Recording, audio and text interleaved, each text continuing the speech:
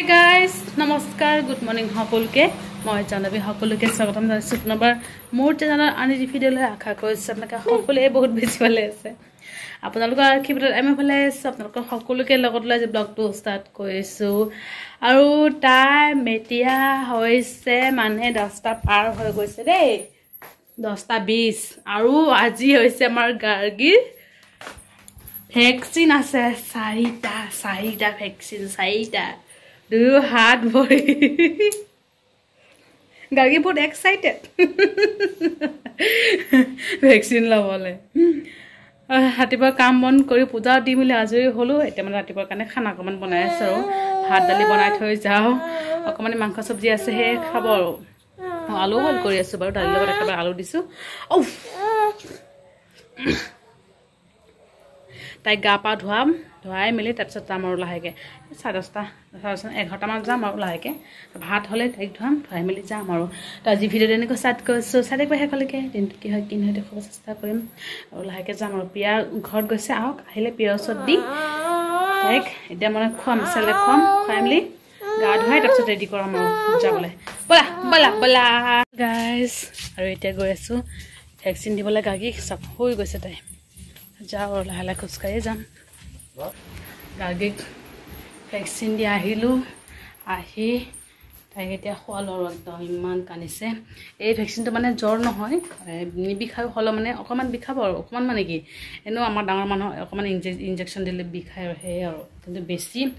আগতে যেনেকৈ মানে বিষ হৈছিলে ভৰি লৰাব নোৱাৰে শুব নোৱাৰে তেনেকুৱা বিষ মানে নাই তো বলক পাকঘৰত গৈ বনাও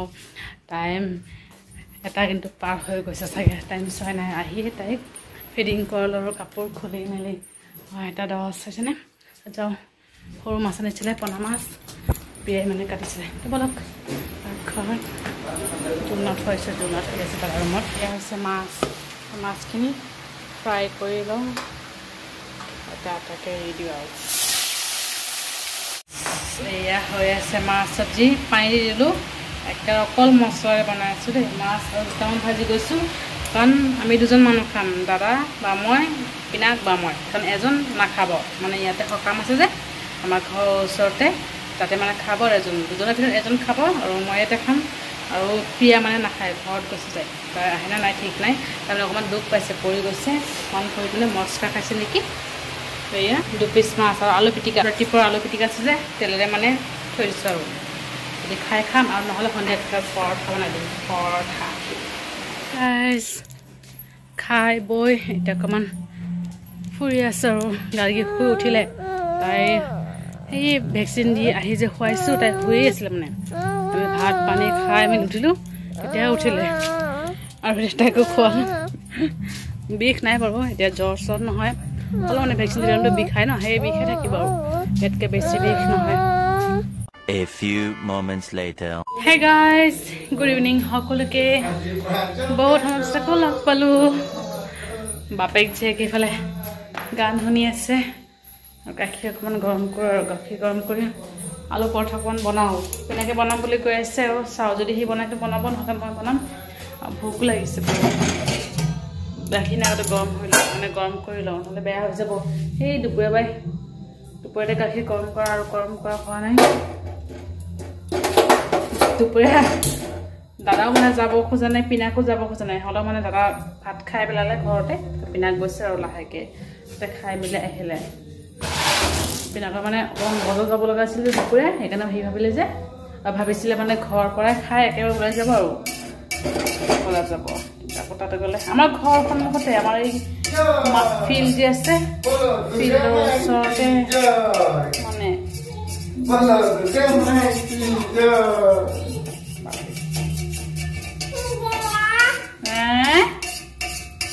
Bolo Durga Mai ki joy. Bolo Durga Mai. আলু পৰঠা দুটা মানে আলু পৰঠা আৰু এটা এনেই নৰ্মেল পৰঠা মানে আলু পৰঠা মানে কি দুপৰীয়া ৰাতিপুৱা যে আলু পিটিকা কৰিছিলোঁ সেই পিটিকাখিনি মানে ৰৈ গৈছে কোনো খোৱা নাই সেয়ে আৰু পৰঠা বনাই দিওঁ আৰু এনেই পেলোৱাতকৈ